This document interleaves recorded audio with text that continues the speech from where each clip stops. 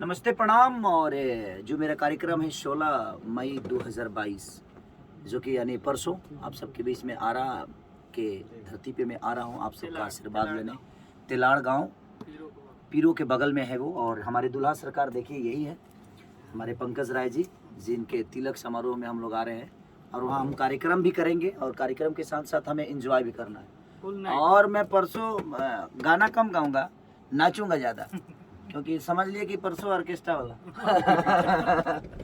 परसों का जो सिलसिला होगा कार्यक्रम अद्भुत होने वाला है।